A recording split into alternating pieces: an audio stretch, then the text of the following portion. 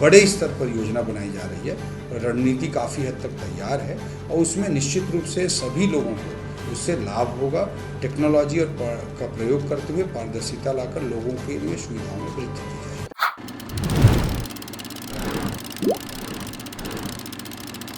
पूर्ववर्ती कांग्रेस सरकार द्वारा जारी किए गए रायपुर के मास्टर प्लान में अब गड़बड़ियां उजागर होने लगी है। अब इसकी जांच होगी। हालात ऐसे हैं कि इस मास्टर प्लान में कई जगहों में आवासीय क्षेत्र को कृषि भूमि बताने के साथ ही मनोरंजन की भूमि भी बता दिया गया था। वहीं कई क्षेत्रों में कॉलोनियों के बीच से भी सड़क का प्रावधान कर दिया गया है। प्लान में जिन जगहों पर तालाब दिखाया गया है वहाँ वर्तमान में कॉलोनियाँ या फिर घर बनाए जा चुके हैं। इतना ही नहीं बल्कि कई क्षेत्रों में बढ़ती जनसंख्या के दृष्टिकोण से मार्गों की चौड़ाई बढ़ाने के बजाय घटा दी गई है। मास्टर प्लान में मिली शिकायतों के बाद से मार्च के महीने में एक जांच समिति बनाई गई थी। इस मास्टर प्लान को बनाने में कई बड़े अफसर शामिल हैं। इसी मामले पर अब वित्त मंत्री ओपी चौधरी ने कहा कि मास्टर प्लान के संबंध में अनेक शिकायतें मिली थी। जो भी गलतियां और गड़बड़ियां हैं उसके लिए आवास पर्यावरण की कमेटी गठित की गई है। गड़बड़ी ठीक करने का काम किया जाएगा। मंत्री ओपी चौधरी ने ओडिशा का जिक्र करते हुए कहा, हमारी पार्टी भारतीय जनता पार्टी ने उड़ीसा में प्रभु जगन्नाथ स्वामी जी के बहन सुभद्रा जी के माता जी के नाम पर योजना लॉन्च की है। इसमें 50,000 रुपये का कैश वाउचर माता बहनों को प्रदान करने की व्यवस्था है। और छत्तीसगढ़ में भी इसी तरह की माता बहनों के लिए बहुत ही महत्वाकांक्षी योजना महतारी वंदन योजना ऑलरेडी हम चला रहे हैं, जिसके तहत 1 महीने का 1,000 रुपये, साल का 12,000 रुपये देने का प्रावधान है। विष्णुदेव साय जी के नेतृत्व में महिला बाल विकास मंत्री जी के साथ के कोऑपरेशन से बहुत अच्छे तरीके से यह योजना छत्तीसगढ़ में संचालित हो रही है।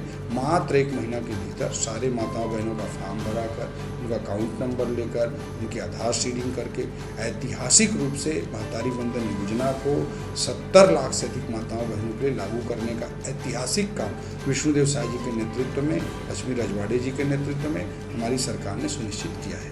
रजिस्ट्री से जुड़े मामलों पर कैबिनेट मंत्री ओपी चौधरी ने कहा, पूरी रजिस्ट्री की प्रक्रिया में सुधार के लिए प्रयास किया जा रहा है ताकि आम जनता को टेक्नोलॉजी का उपयोग करते हुए आसानी से सुविधाएं उपलब्ध हो सके और व्यवस्था में जो कुछ गड़बड़ियां हैं जिसके कारण से लोगों को गड़बड़ करने का मौका मिलता है, उन सब पर सुधार की दिशा में भी बड़े स्तर पर योजना बनाई जा रही है। रणनीति काफ़ी हद तक तैयार है और उसमें निश्चित रूप से सभी लोगों को उससे लाभ होगा। टेक्नोलॉजी और का प्रयोग करते हुए पारदर्शिता लाकर लोगों के लिए सुविधाओं में वृद्धि की जाएगी। रजिस्ट्री का जो डाटा है वो तहसील तक नहीं पहुंच पा रहा है और अपडेट करने में काफ़ी परेशानी आ रही है, जिससे लोग भटक रहे हैं। पहले डिफरेंट सॉफ्टवेयर था, अभी NGDRS का सॉफ्टवेयर यूज किया जा रहा है, उसमें भी कई इश्यूज आ रहे हैं NGDRS के सॉफ्टवेयर में भी। तो उसको भी हम अतिरिक्त टेक्निकल मैन पावर ला करके व्यवस्था में सुधार का प्रयास कर रहे हैं। 2-3 महीने के भीतर रजिस्ट्री व्यवस्था पूरी तरह से सुचारू रूप से चलेगी और हम इसको आगे बढ़ाते हुए हमारी एक महत्वाकांक्षी लक्ष्य है कि इसे फेसलेस तक पहुंचाएं। तो फेसलेस रजिस्ट्री तक पहुंचाने का लक्ष्य है, उसके लिए हमारा विभाग लगातार प्रयास करेगा। माननीय मुख्यमंत्री जी का भी इसमें लगातार मार्गदर्शन मिल रहा है।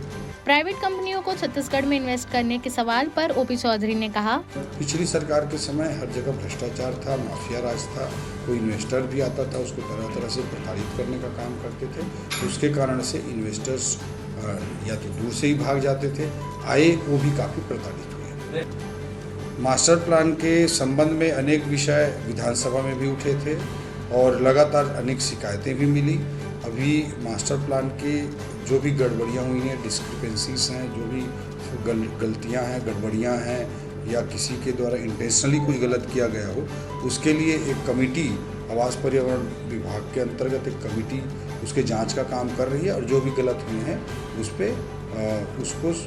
उस पर उचित कार्रवाई की जाएगी और ठीक करने का काम भी किया जाएगा। टेक्नोलॉजी आती है, जब पारदर्शिता आती है, जब व्यवस्था में सुधार होता है तो सरकार के खजाने में पैसा ज़्यादा जमा होता है, भ्रष्टाचारियों की जेब में कम पैसा जाता है। दुर्भाग्य से पिछली सरकार के समय व्यवस्था को बिगाड़ने का काम किया गया ताकि भ्रष्टाचारियों के जेब में ज़्यादा पैसा डाला जा सके और सरकार के खजाने में इससे ऑटोमेटिकली पैसा कम आया, जिस कारण से व्यवस्थाएं बिगड़ी थी। उसे सुधारने के लिए लगातार प्रयास किए जा रहे हैं। तकनीकों का प्रयोग, पारदर्शिता, ईमानदार टैक्स पेयर को प्रोत्साहित करना, इस तरह के कदम हमारे विभाग पूरे सरकार में मुख्यमंत्री जी के नेतृत्व में लगातार हमारी सरकार कदम उठा रही है। उससे निश्चित रूप से व्यवस्था में सुधार आएगा और ईमानदार टैक्स पेयरों को प्रोत्साहित भी किया जाएगा और शिक्षा, स्वास्थ्य, सड़क के लिए अधिक राशि भी उपलब्ध हो पाएगी। ये सारी समस्याओं को क्रमबद्ध तरीके से दूर किया जा रहा है और हमारी सरकार, हमारे सभी विभाग के आदरणीय मंत्रीगण, सभी सेक्रेटरीगण, पूरा प्रशासन काम कर रहा है और अच्छे परिणाम आने वाले महीनों में आएंगे। देश प्रदेश की सभी बड़ी खबरों से जुड़े रहने के लिए हमारे YouTube चैनल को लाइक, शेयर और सब्सक्राइब करना ना भूलें। साथ ही लेटेस्ट खबरों के लिए बेल आइकन को प्रेस